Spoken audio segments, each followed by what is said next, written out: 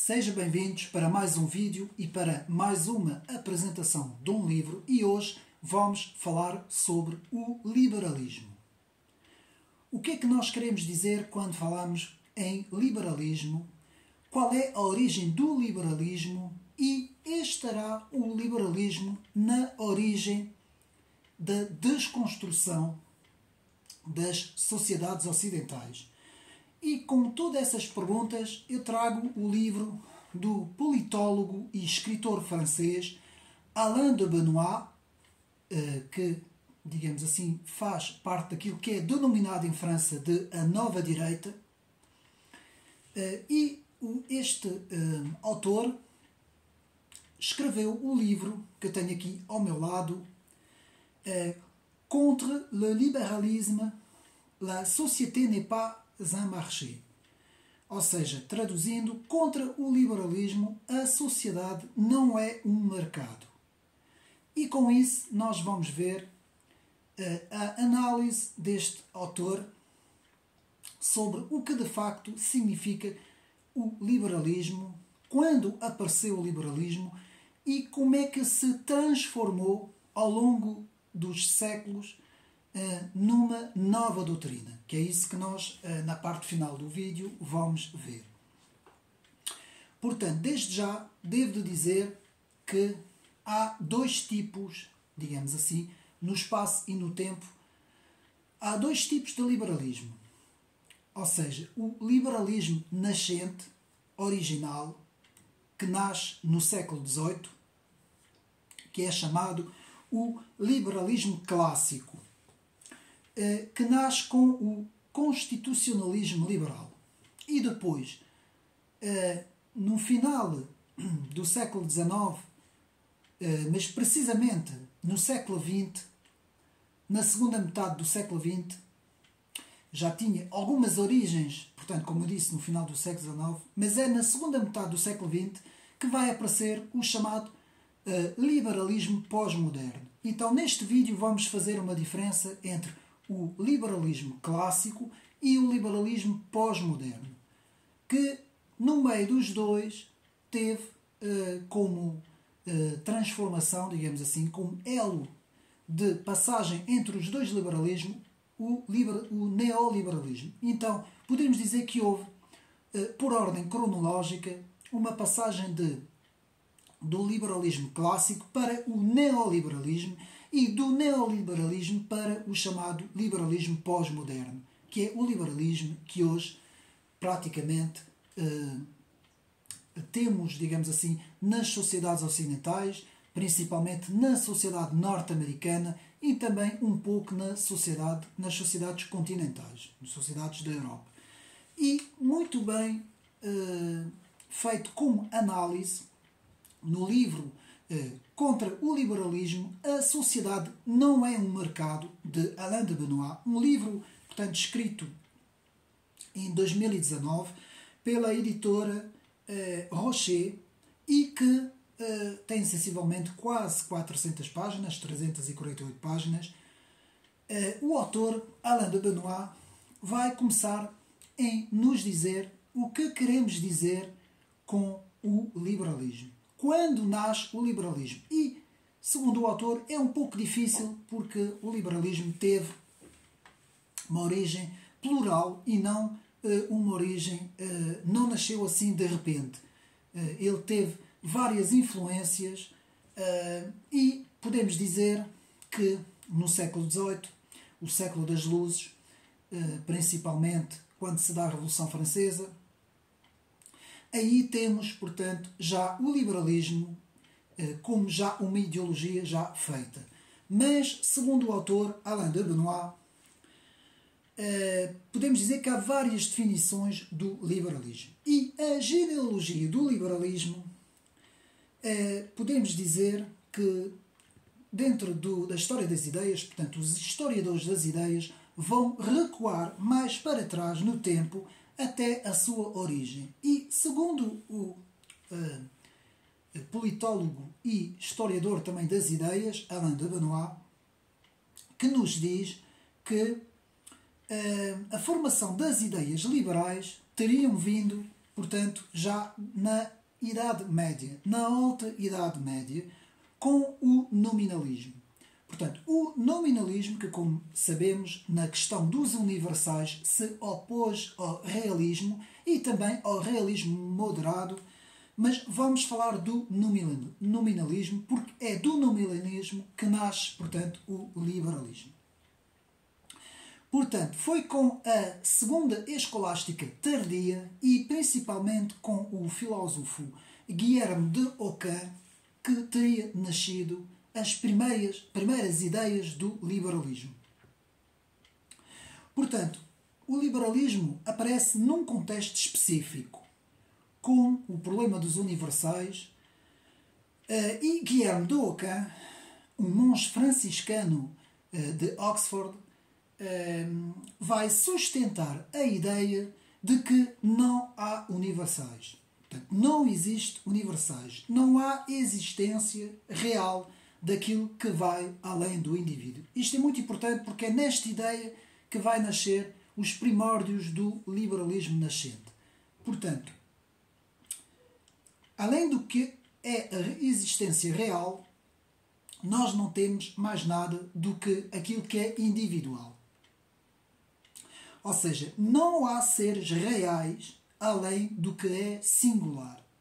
Portanto, vai haver uma distinção do que é individual, do que é singular, em relação àquilo que é, portanto, digamos assim, coletivo, digamos assim. Aquilo que é geral.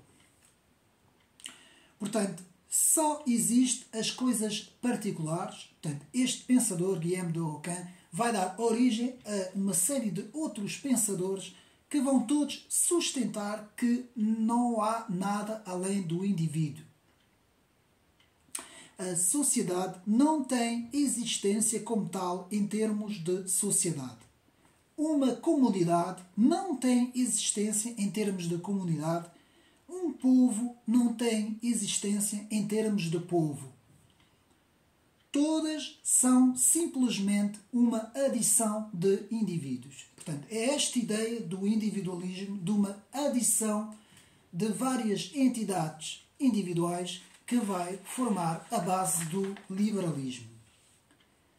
Evidentemente, quando se põe as coisas desta forma, no diz Alain de Benoist, portanto, eu estou a seguir aqui o livro Contre le Libéralisme, contra o liberalismo.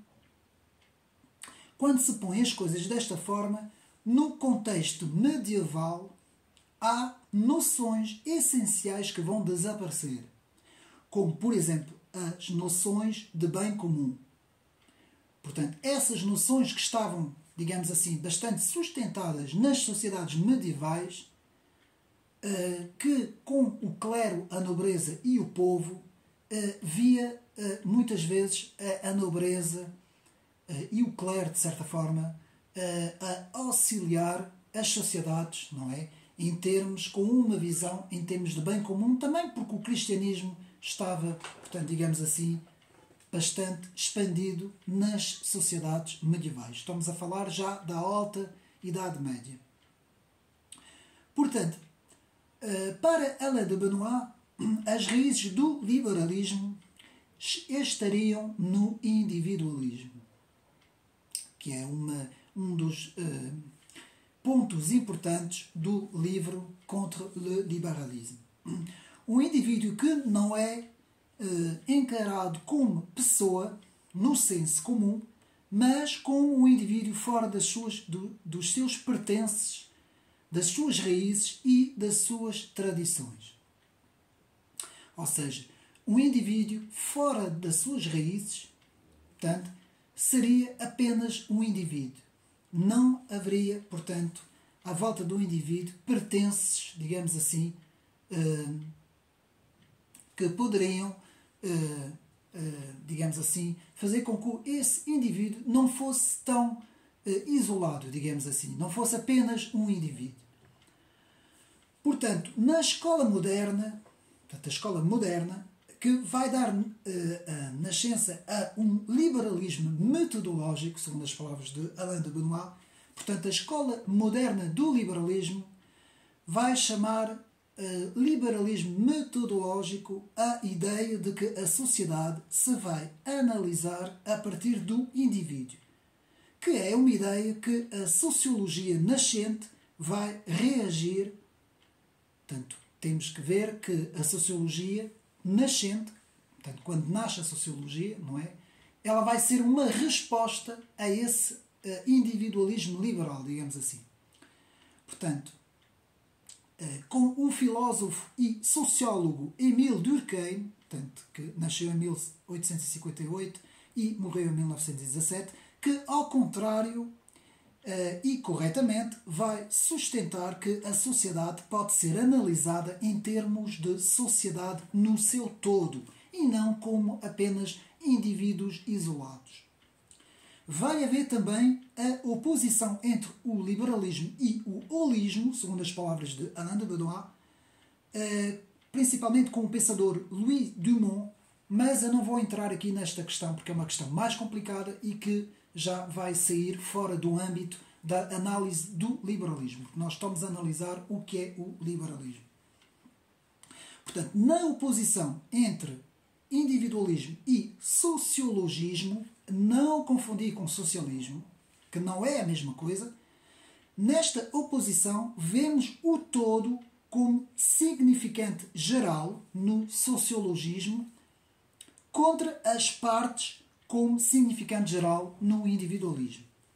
Portanto, o todo contra as partes individuais. Este vai ser o grande embate entre estas duas correntes, embora o sociologismo depois não teve evolução histórica, não é?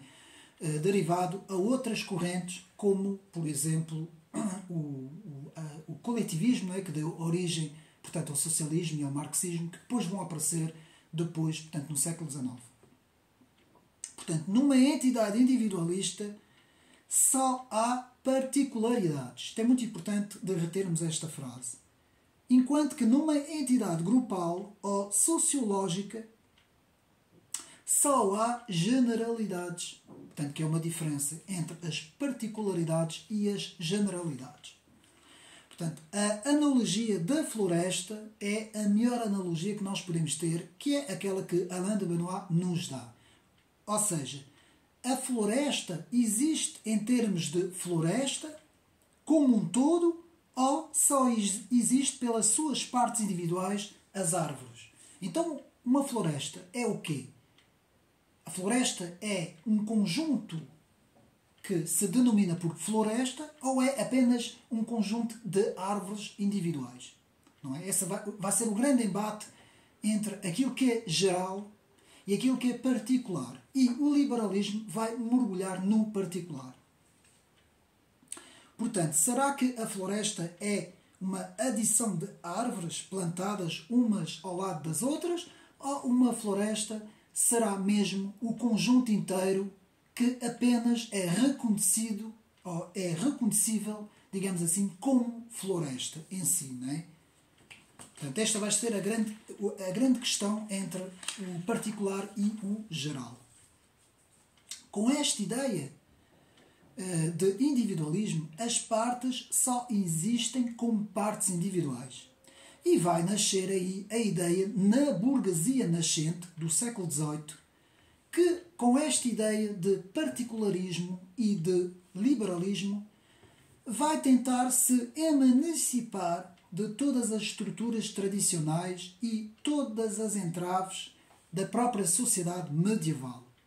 Porque a sociedade burguesa vai enriquecer e vai atingir um estatuto de hegemonia em termos de capital, graças a esse individualismo e graças também a essa rejeição de todos esses entraves que a própria sociedade civil, na Idade Média, na Alta Idade Média, portanto, fazia com que não pudesse haver, digamos assim, essa burguesia nascente, não é? Então, podemos dizer que,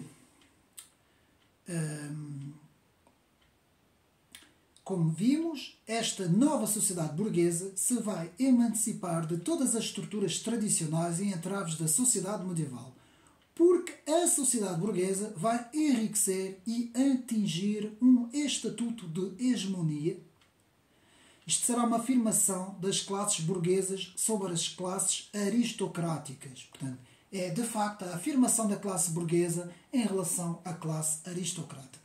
Portanto, a economia se vai sobrepor à política. Temos aqui já um deslocamento daquilo que era político, que era força política, não é? Tínhamos na Idade Média as forças políticas, que de repente as forças económicas vão começar a sobrepor-se sobre as forças políticas, não é? Passamos então ao segundo ponto. Qual a imagem de um liberal em relação ao indivíduo? Não é? Então, qual é a imagem que o liberalismo tem em relação ao indivíduo comum? Não é? Portanto, a visão do indivíduo livre, sem constrangimento, a autonomia do indivíduo, onde a ideologia do progresso vai estar associado com a subida do liberalismo. Atenção, porque com estas primeiras ideias de individualismo se vai associar outra ideia, que é a ideia de progresso. Portanto, esta ideia de progresso que ainda não estava, portanto, ainda não tinha aparecido nas sociedades, não é? Que ela só vai, portanto, digamos assim, ela teve um primeiro contacto com as sociedades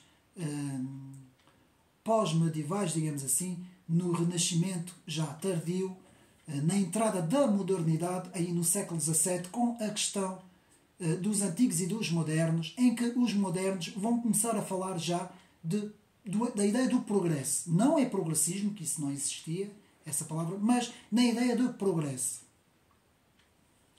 Portanto, o que é que vai acontecer?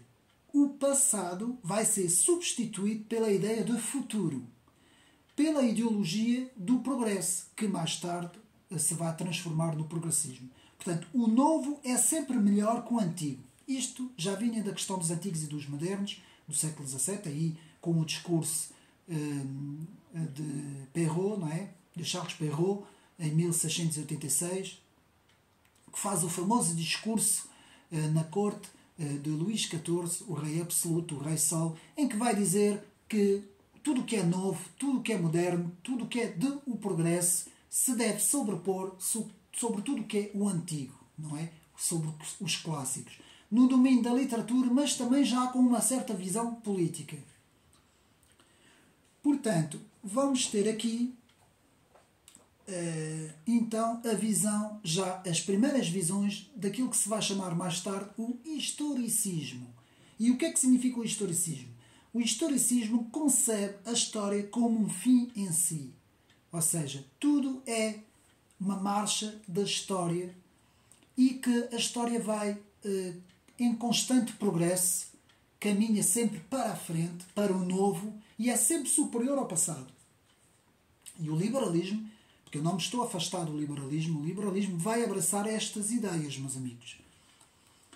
Portanto, a marcha do progresso da humanidade, a filosofia historicista do progresso, que já estava patente na escola escocesa, principalmente sobre a pessoa de John Locke, o filósofo escocês John Locke, que vai introduzir, e isso é importante nós retermos isso, porque Alain de Benoist explica bem isto no livro, que vai introduzir a teoria do contrato social.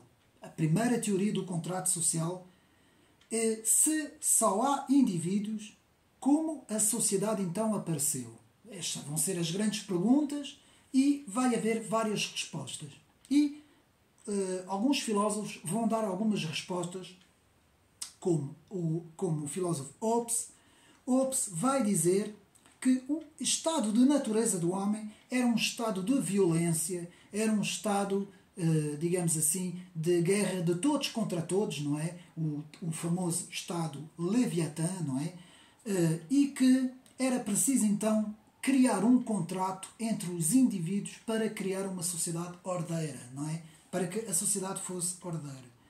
E para assegurar uma certa segurança. Portanto, com Thomas Hobbes vai então surgir a ideia de segurança.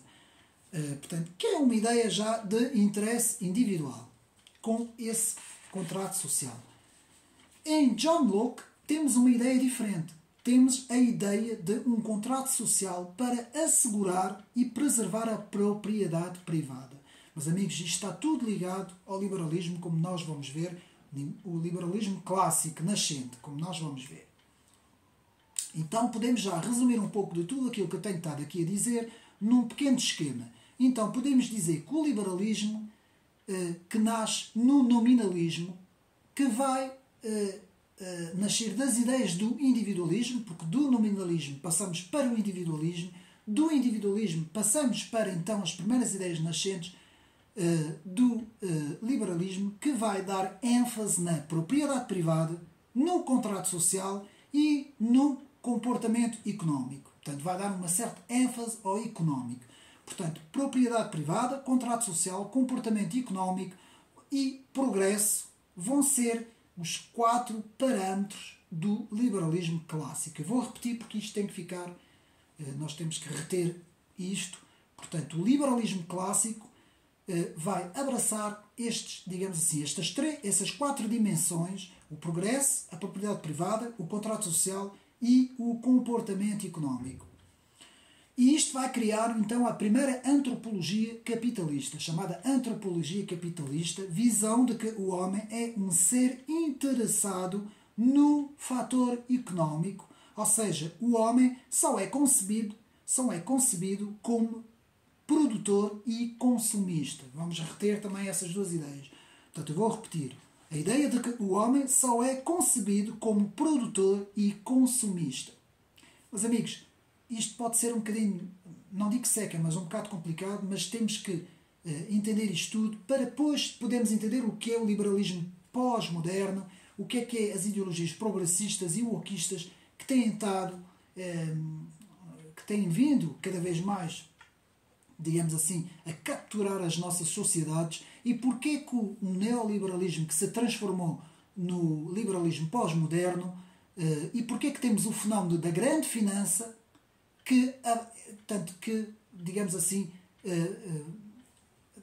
fez uma aliança, que vamos ver isso tudo mais para a frente, com a esquerda progressista. Vamos tentar depois entender isso mais para a frente, para não ficar isto tudo muito complicado.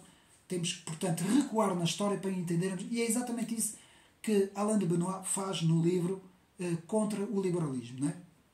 A sociedade não é o mercado, que é o tema o título do livro.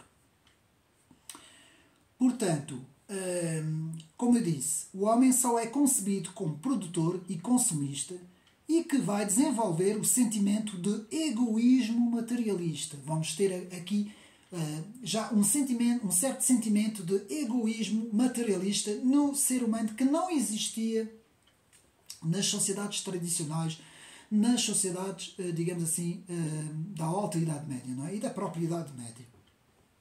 Isto vai, digamos assim, criar o Homo economicus, de que vai falar Karl Marx mais tarde. De que o próprio Karl Marx mais tarde vai falar sobre isso. Portanto, vai ser desenvolvido pelo comportamento económico, de que vai também falar Adam Smith no seu livro A Riqueza das Nações, em que vai falar de que a pulsa dominante é o interesse económico, mais ainda vinculado ao campo moral. Portanto, ainda nessa altura, Adam Smith e todos os primeiros teóricos, digamos assim, do liberalismo económico e do capitalismo, ainda estavam ligados ao campo moral, ainda estavam ligados a um certo conservadorismo, digamos assim.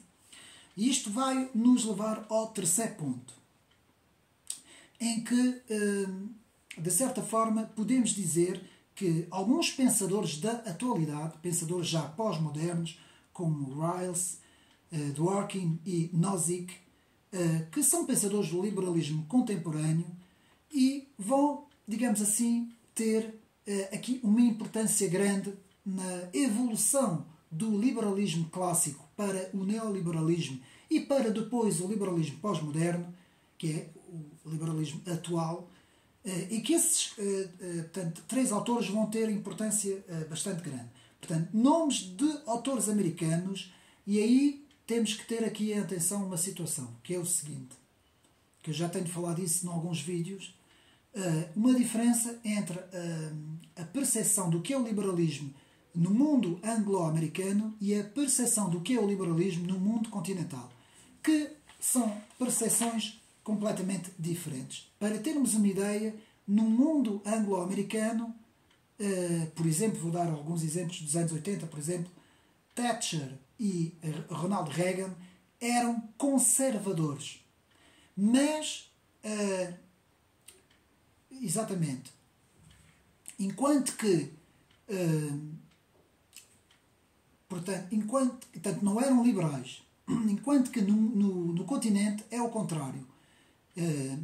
O Ronald Reagan e a Thatcher são vistos como liberais, enquanto que nos Estados Unidos são vistos como conservadores.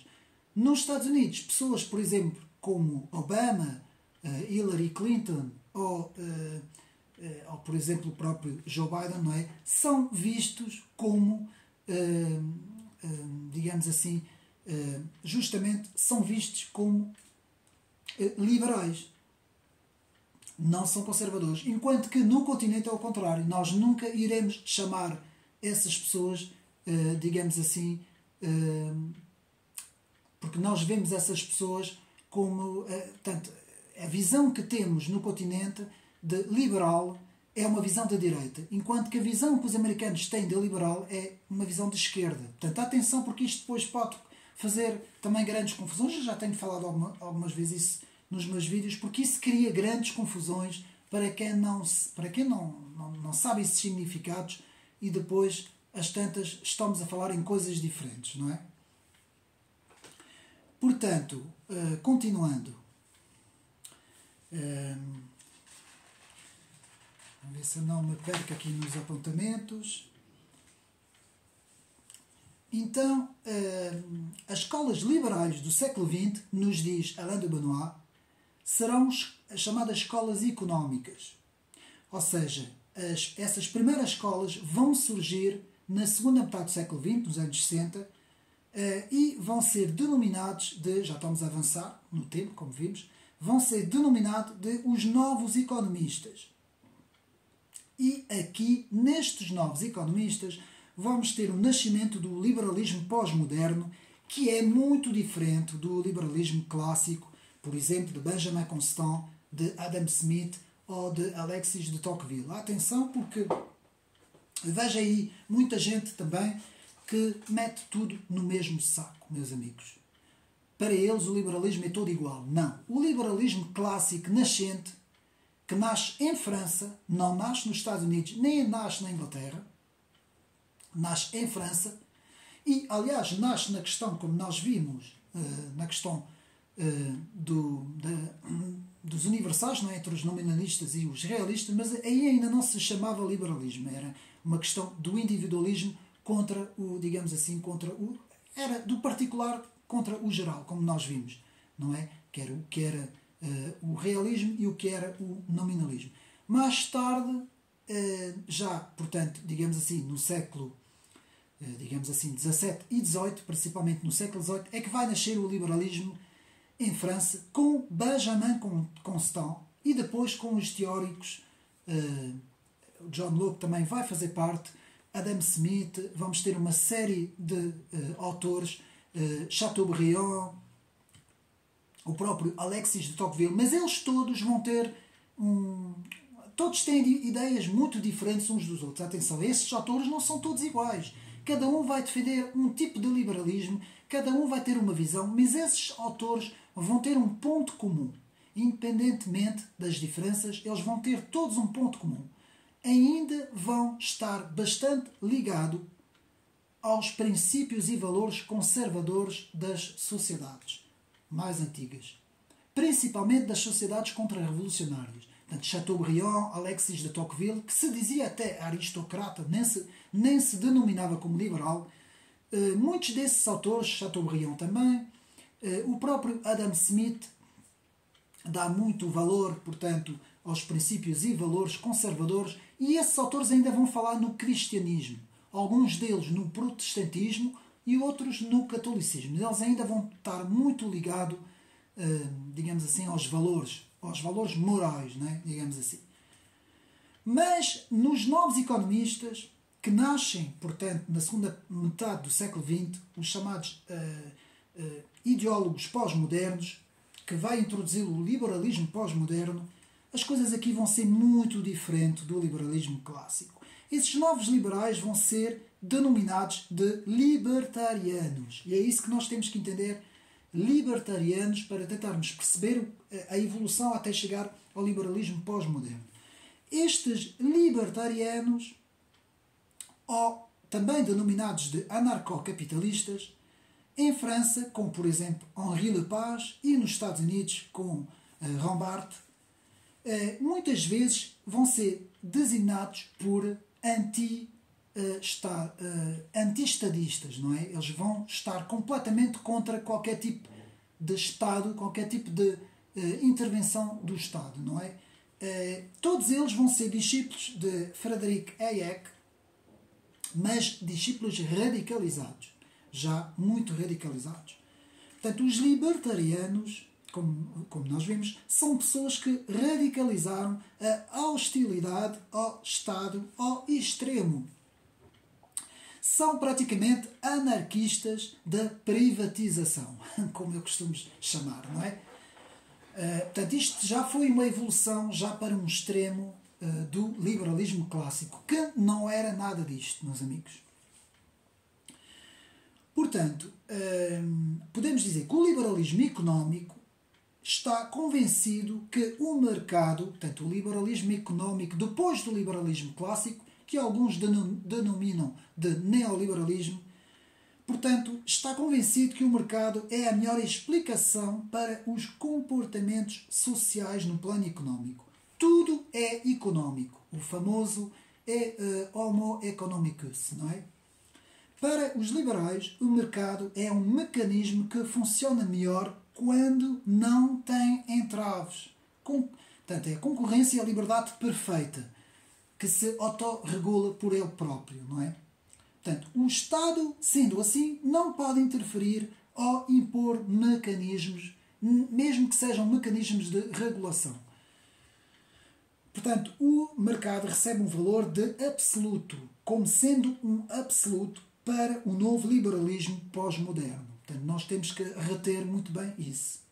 Portanto, sem interferências do Estado, nos diz Alain de Benoist, que no seu livro faz primeiro uma descrição histórica e ideológica do que é o liberalismo e faz uma distinção, como eu disse, e vou repetir, resumir, entre o liberalismo clássico, depois a evolução do neoliberalismo, liberalismo económico, e depois o liberalismo pós-moderno, que já não vai ter absolutamente nada a ver, como nós vamos ver.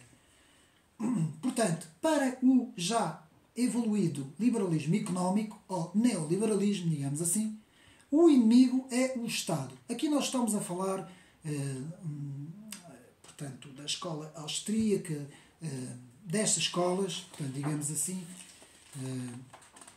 deixa-me aqui ver, estamos aqui a falar, portanto, nós estamos aqui a falar já da escola austríaca e da escola de Chicago, já vamos ver isso mais para a frente, que para estas escolas o Estado é o inimigo. Portanto, os liberais clássicos, ou liberalistas clássicos, como Alexis de Tocqueville, por exemplo, vão ser mais moderados, sendo mais políticos, mais conservadores, vão dar mais ênfase ao Estado, que vão dizer que ainda tem algumas funções importantes, não é? Portanto, um novo fenómeno vai aparecer na segunda metade do século XX, a partir dos anos 60, aí quando se dá primeiras revoluções nos campos americanos nos anos 60 e depois na Revolução de Maio de 68, muito bem explicado no livro de Régis Debray, um intelectual francês e escritor que escreve Maio de 68, e o que é que vai acontecer? Vai haver aqui um fenómeno muito estranho, que vai dar origem ao liberalismo pós-moderno, que é a dependência do Estado ao mercado. Antigamente era o contrário, havia o confronto, não é? Portanto, os liberalistas, os liberais, digamos assim, económicos, não queriam um Estado e o Estado era um entrave. Mas na segunda metade do século XX vamos ver aqui um fenómeno muito interessante. Vamos ver que o Estado passa a ser subordinado ao mercado e não o contrário. Então vamos ver uma aproximação da esquerda social com o grande capital. Eu vou repetir, porque nessa altura, na segunda metade do século XX, se nós vamos para trás no século, portanto, XIX, não é? Quando nascem as ideias socialistas, as ideias marxistas e todos os tipos de socialismos, que são 7, não vou agora aprofundar essa questão, porque nós estamos aqui a falar de socialismo, mas nessa altura havia uma aversão do socialismo em relação ao liberalismo. Portanto, estavam os dois de costas voltadas. Século XIX. Na segunda metade do século XX, vamos ver aqui um fenómeno muito engraçado. Vamos ver uma aproximação muito grande entre o socialismo e o liberalismo. Pois é, meus amigos. Entre a esquerda, digamos assim, socialista e libertária, com uma, digamos assim, se é que podemos dizer direita, orleanista, da grande finança, não é? Que representa o grande capital, esses liberais económicos, e vai haver aqui um género de uma aliança, um casamento que vai dar origem ao liberalismo pós-moderno, meus amigos. Então, como é que isto se dá? O progressismo mais liberalismo ao serviço do mercado. E nós vamos ver que até o próprio wokismo, que eu não vou também aqui explicar, como os amigos já devem saber, também vai fazer uma aproximação muito grande com este liberalismo. E por isso é que hoje temos partidos como Iniciativa Liberal, por exemplo, que pregam algumas, digamos assim, alguns grupos dentro desse partido que pregam, digamos assim, praticamente o libertarianismo completo em termos das ideias morais, não é? Em termos moral, não é? Nós vemos esses defensores dessas ideias a apoiar ideias semelhantes, por exemplo, ao Bloco de Esquerda, que é um partido de extrema esquerda, não é? Então vemos um casamento perfeito entre o económico, o fator económico, com o fator libertário da esquerda, não é? Temos assim uma aliança muito grande. E porquê é que isto acontece? Como é que nós temos o progressismo, o liberalismo, o wokismo, todos ao serviço do Estado, meus amigos? Como é que este fenómeno acontece? Portanto, os mercados vão utilizar os Estados para realizar as suas conquistas financeiras. Por isso é que nós hoje vemos as grandes empresas, as grandes multinacionais, os grandes financeiros, os grandes filantropos das grandes fundações, tudo isso, que eu não vou estar aqui a dizer os nomes, todos esses grandes atores económicos a financiar grupos da extrema-esquerda, meus amigos. Porque há uma aliança muito grande, houve uma evolução e aquilo que eu chamo o liberalismo pós-moderno hoje tem uma aliança com a esquerda wokista. Meus amigos, uma aliança completa. E vamos estudar isso, porque é exatamente isso que Alain de Benoist explica no seu livro. Portanto, como eu disse, os mercados vão utilizar os Estados para realizar suas conquistas financeiras, quando, outrora, os Estados eram eles próprios os entraves ao mercado. Agora são seus agentes económicos. Por exemplo, ver o caso dos subprime, na crise dos subprime em 2008. Então, vamos à quarta parte. Crítica ao liberalismo pós-moderno. Então, podemos ver, Alain de Benoist nos diz que, no século XIX, os liberais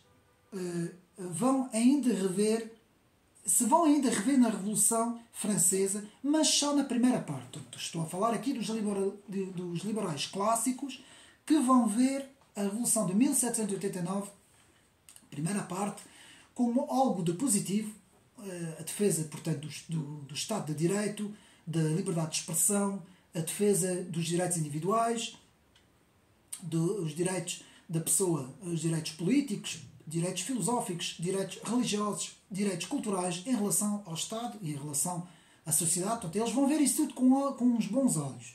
Mas já não vão ver com bons olhos a segunda parte da Revolução, que é a radicalização da Revolução que culmina, portanto, na matança de 1793, com os próprios filhos, devorando os próprios filhos.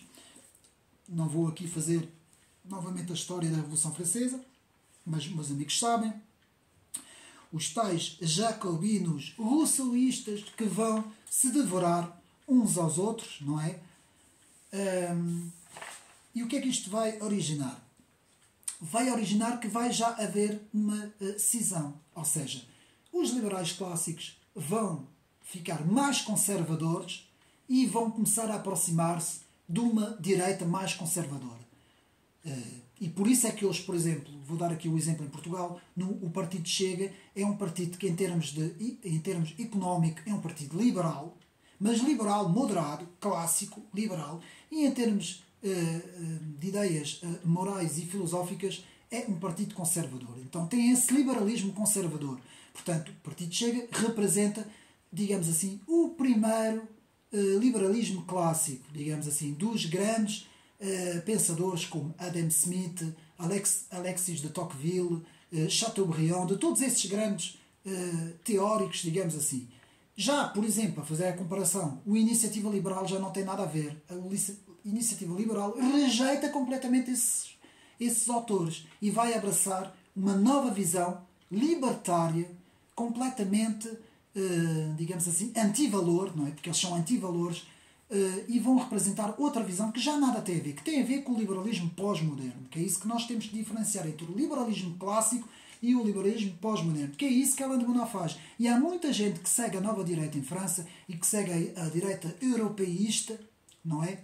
A chamada direita europeísta, não tem nada a ver com a União Europeia, é a direita europeísta. Por exemplo, Jean-Yves Le Gallou, em França, muito bem, que representa muito bem esta ideia de Europa das nações, esta identidade Europa, primeira identidade Europa, antes da identidade de cada nação. O que é também um género de um soberanismo, mas que eu não me revejo muito nisto. Isto foi só uma parte, e como eu estava a dizer, para não me, digamos assim, não me afastar muito do tema, podemos dizer, portanto, que estas ideias clássicas liberais iniciantes, como eu disse, não têm a ver com o liberalismo pós-moderno. E é preciso fazer essa distinção que muito bem Alain de Benoist faz. E devo já dizer que, para mim, independentemente de certas ideias que este autor tem, que não são as minhas, como eu já expliquei no outro vídeo, eu não me revejo, principalmente em termos religiosos, eu não me revejo nada das ideias deste autor, mas em termos de ciência política, talvez, e da história das ideias, digamos assim, talvez seja um dos maiores intelectuais da atualidade neste momento. E, aliás, o próprio professor Olavo de Carvalho mencionava muitas vezes, embora em desacordo, atenção, mencionava muitas vezes Alain de Benoist como um dos maiores teóricos franceses, embora com divergências muito grandes, não é? Principalmente no que diz respeito ao cristianismo, que é aí também a minha grande divergência em relação, portanto, a Alain de Benoist. Então, vamos ver aqui emergir duas grandes correntes da Revolução Francesa.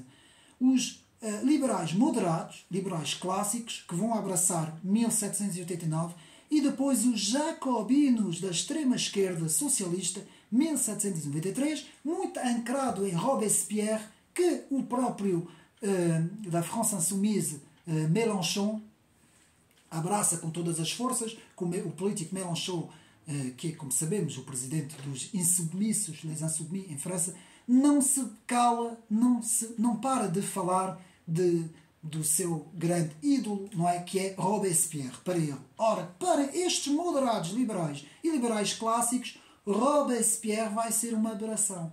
Que é isso que nós temos de perceber na história das ideias. Muitas vezes uma corrente, dentro da própria corrente, temos cisões que nunca mais acabam, temos divisões que nunca mais acabam e pensamentos muito diferentes uns dos outros. Então, na segunda parte do século XIX, vai aparecer os críticos da sociologia que nasce com reação à interpretação liberal da sociedade.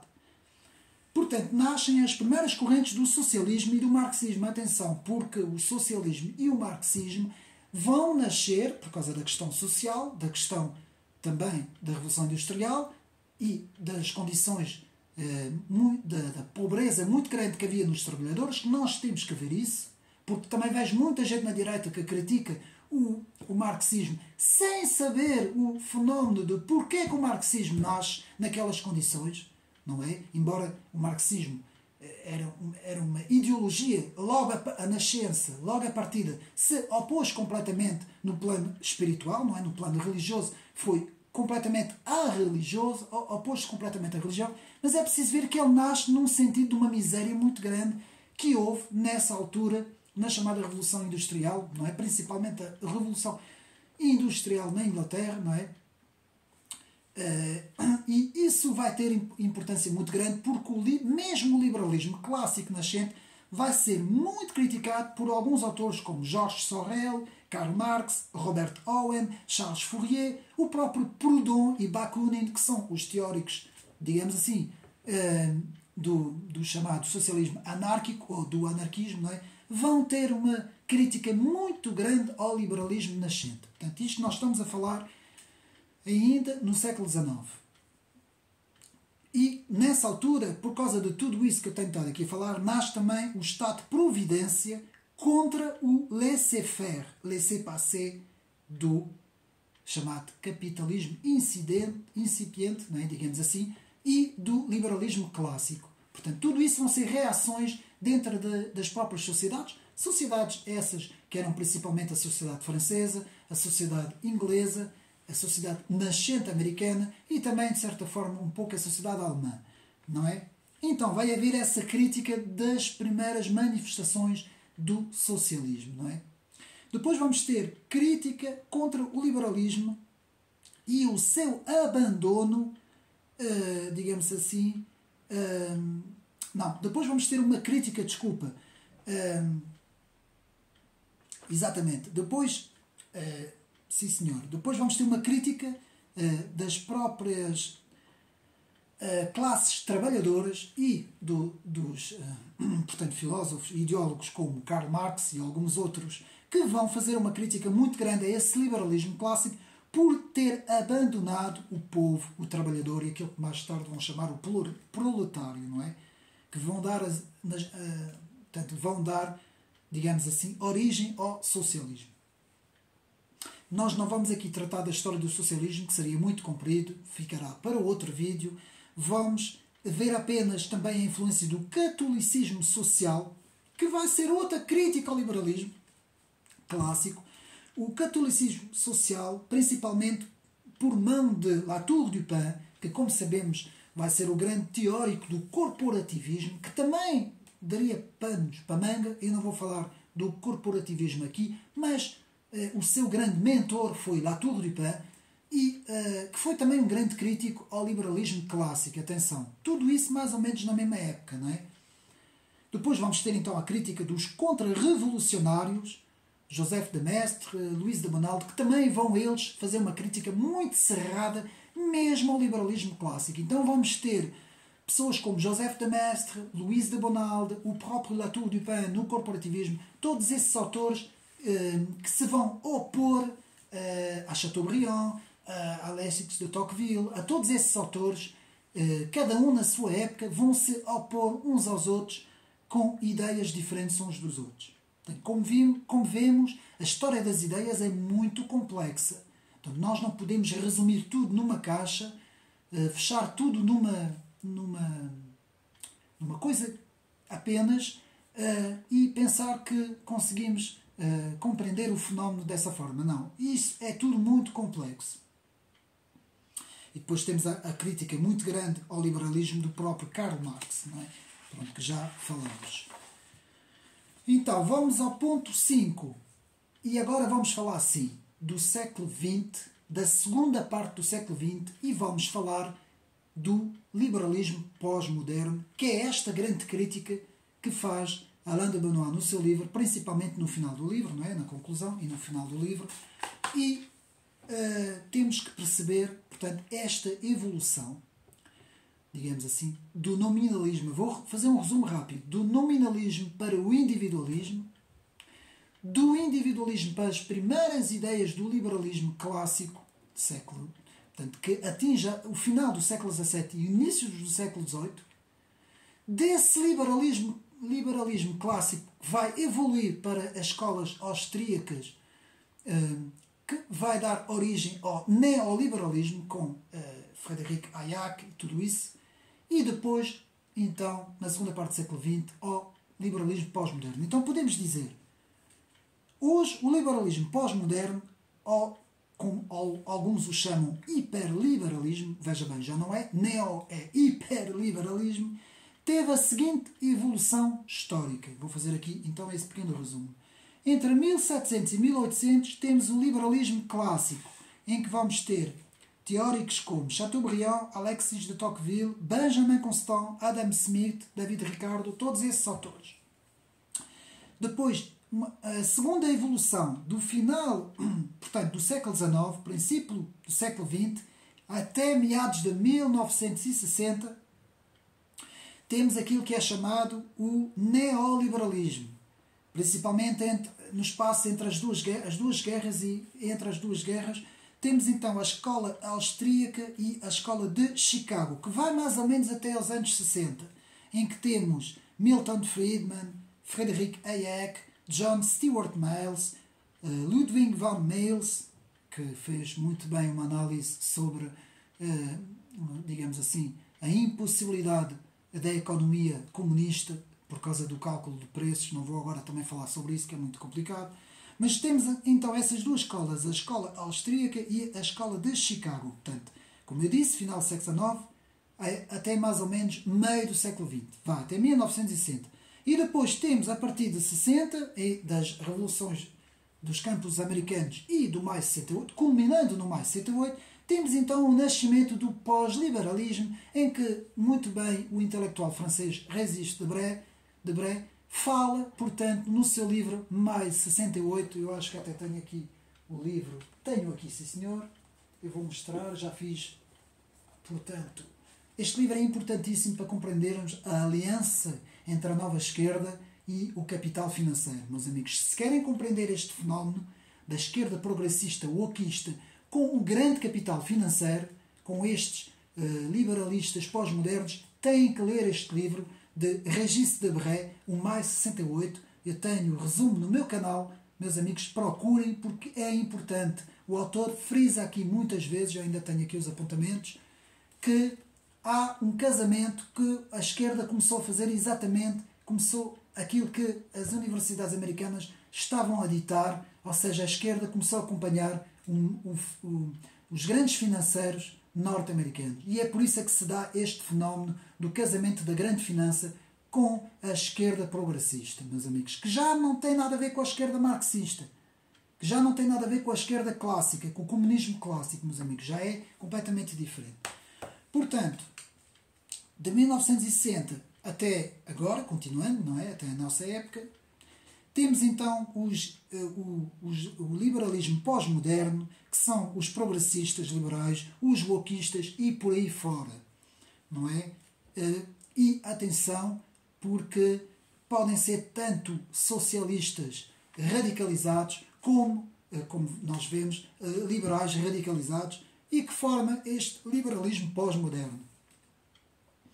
Então, para isso não ficar muito complicado, podemos então dizer que existe 3 grandes domínios no liberalismo ao longo dessas 3 grandes evoluções, como nós vimos: liberalismo clássico, neoliberalismo e liberalismo pós-moderno.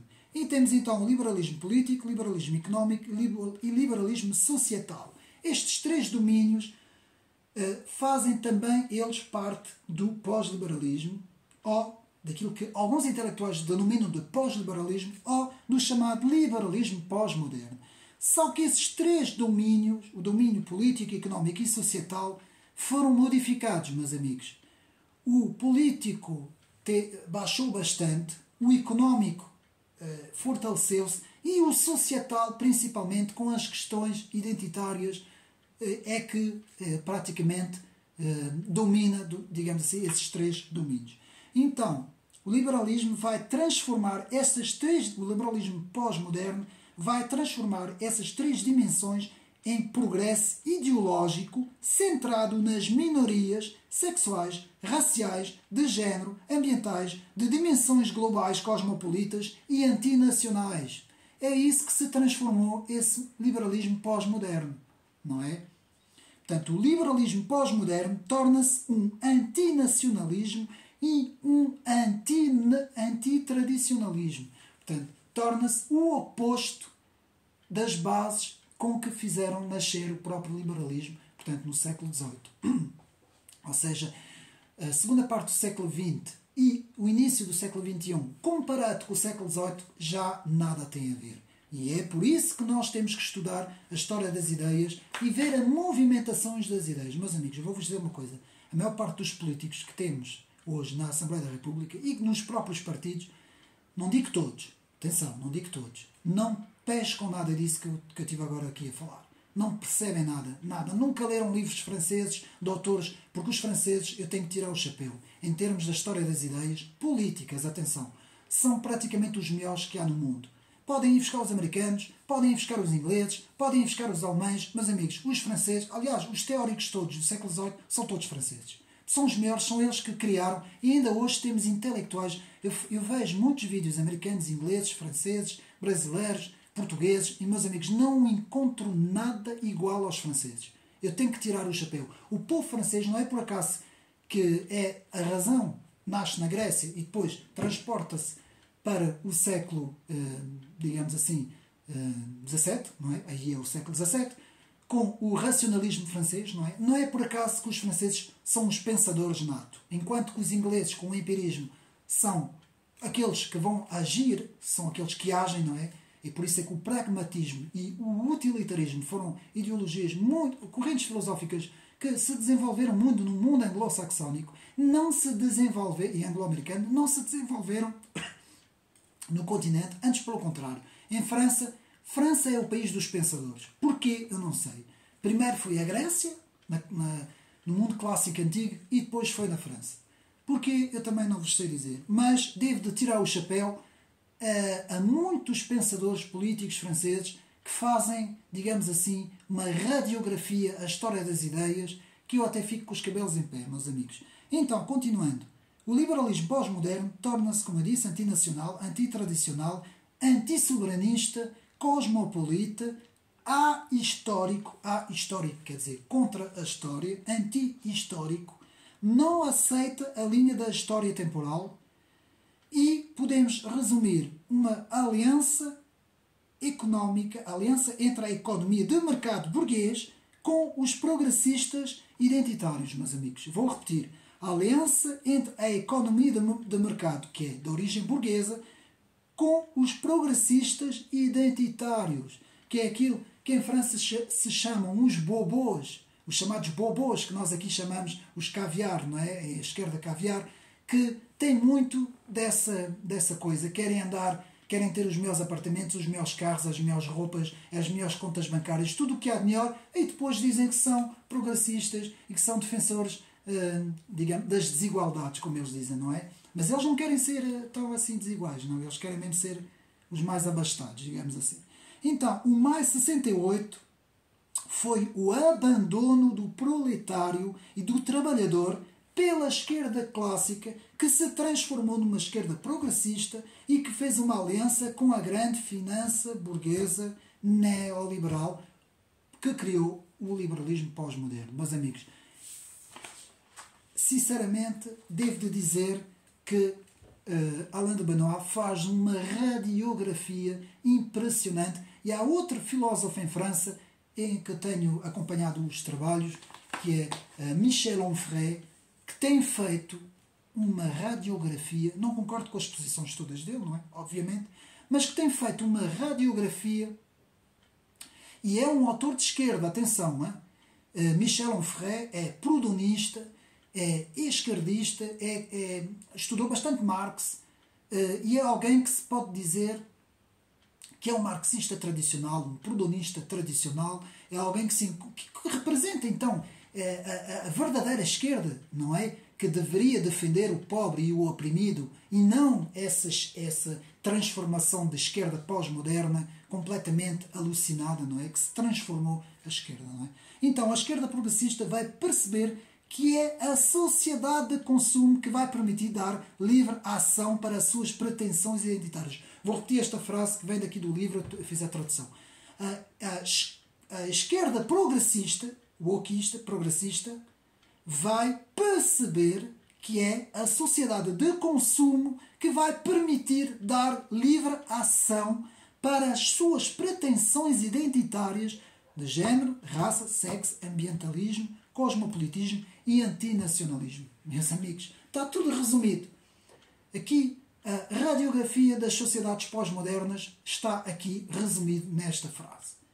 Porque eu vou repetir outra vez. A esquerda progressista vai perceber que é a sociedade de consumo hipercapitalista que vai permitir dar livre ação para as suas pretensões identitárias de género, raça, sexo, ambientalismo, cosmopolitismo e antinacionalismo. Pronto. Está tudo aqui resolvido. Casamento, daquilo que nos diz Régis Debray, é o casamento perfeito da grande finança com a esquerda progressista.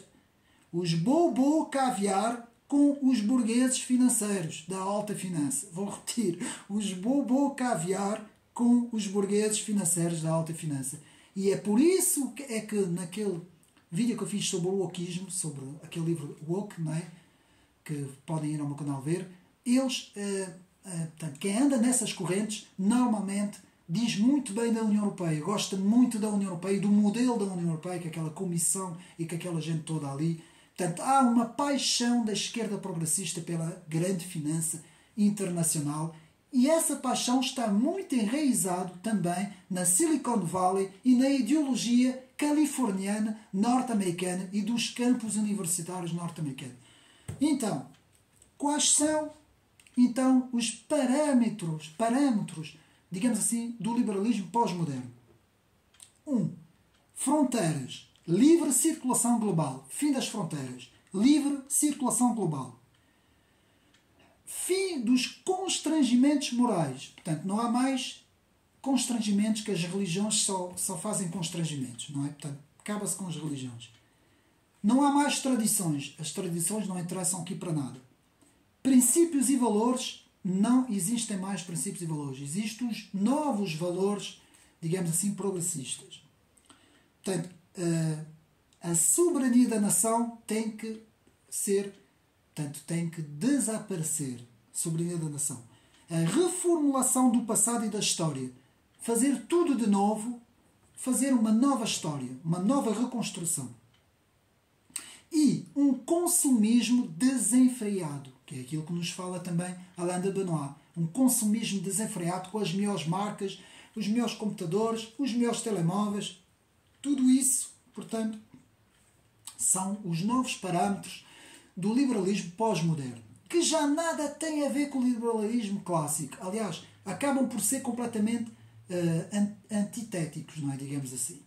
Então, isto culmina na destruição e desconstrução dos alicerces principais da civilização ocidental, a saber, dissolver a nação, dissolver a religião, dissolver a moral, dissolver a cultura e a literatura, dissolver a família tradicional, dissolver a identidade nacional.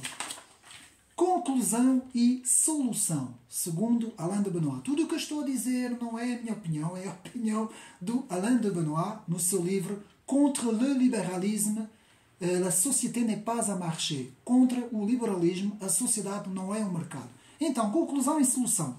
Qual é o lugar da economia na sociedade? Ponto de interrogação. E vamos fazer várias perguntas. Deve ter um lugar central e hegemónico a economia? Ponto de interrogação. Deve ser completamente livre ou deve ser regulado pelo Estado? Ponto de interrogação. Deve ser global ou local?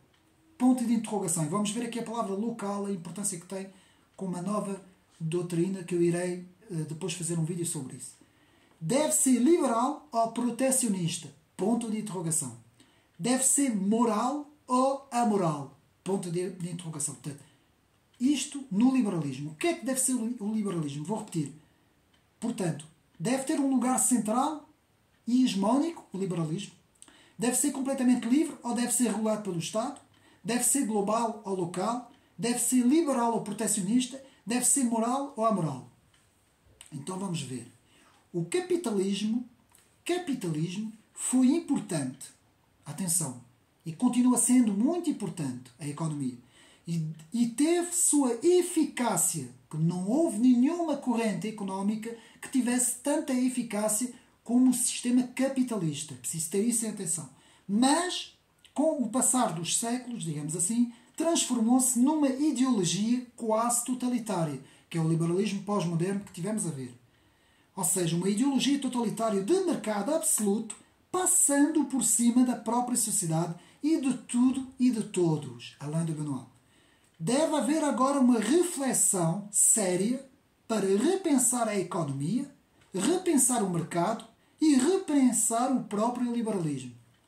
Um novo liberalismo local, chamado localismo, que um dia irei explicar num vídeo o que é que significa o localismo, portanto, de proximidade, portanto, um novo liberalismo local, de proximidade, ajudando o pequeno e médio empresário, o pequeno e médio comércio, com uma economia tradicional e com a reaproximação de princípios e valores que vão preservar a personalidade humana e o respeito pela soberania da nação, sua história e sua tradição.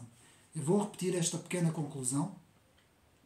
Portanto, um novo liberalismo local de proximidade com o pequeno e médio empresário, com o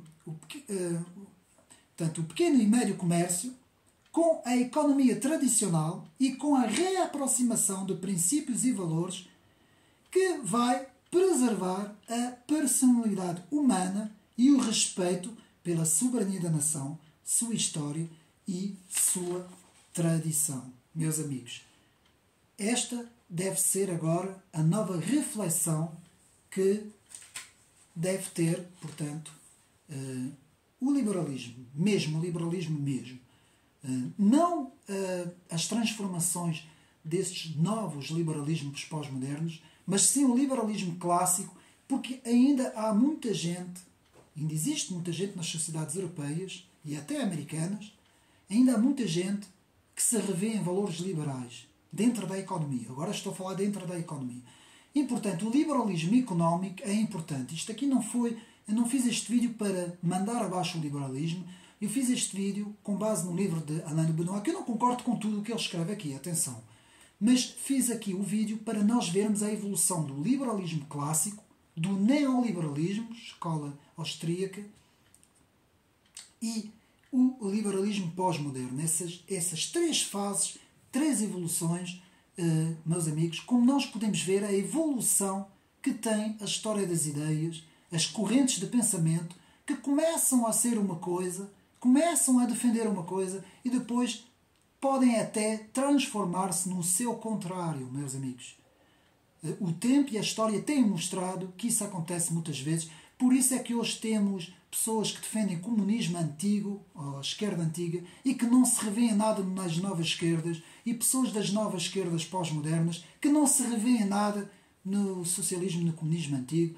Isso também acontece, atenção, no conservadorismo, também acontece na direita, também acontece muito, não é só na esquerda que isto acontece, mas nós temos que perceber a evolução das ideias e perceber, que isso é importantíssimo, que as ideias não são caixas fechadas, em que fica tudo fechado e não há evolução. Não, as ideias têm evoluções. As ideias têm uma série de evoluções ao longo do tempo, porque ao longo da história há evoluções do pensamento, não é?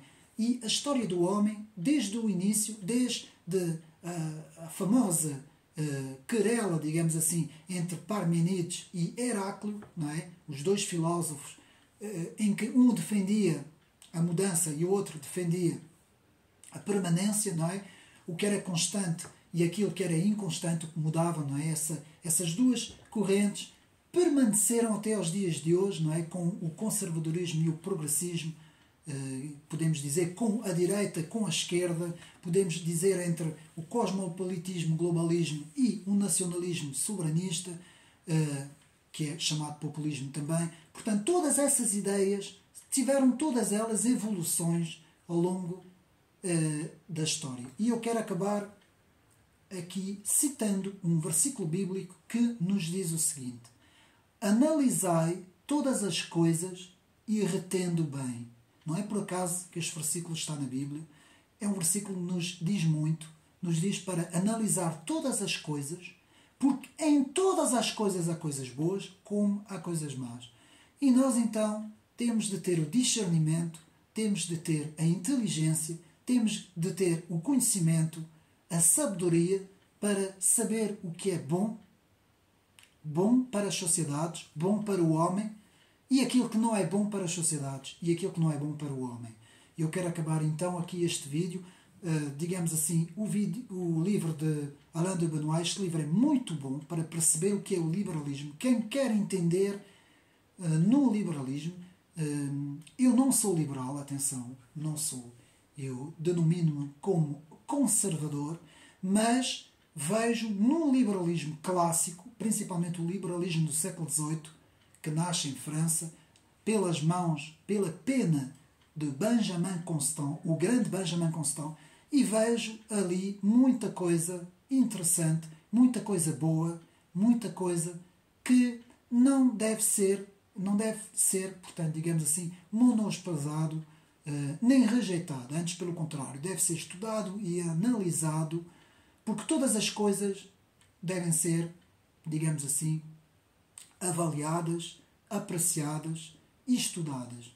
Espero que tenham gostado de mais este vídeo, ter sido mais uma vez útil para os meus amigos. Podem comentar, há muita coisa que eu não sei e que este autor também não sabe, não é? Apesar de eu considerar neste momento Alain de Benoist como um dos maiores intelectuais dentro da história das ideias e da ciência política, atenção, não é noutras áreas, porque há outras áreas, por exemplo, como a religião, como a filosofia, que são outras áreas, meus amigos, como a economia também, de certa forma. Mas na história das ideias, penso que Alain de Benoist é uma das grandes referências. Espero que tenham gostado deste vídeo. Portanto, um abraço e até uma próxima.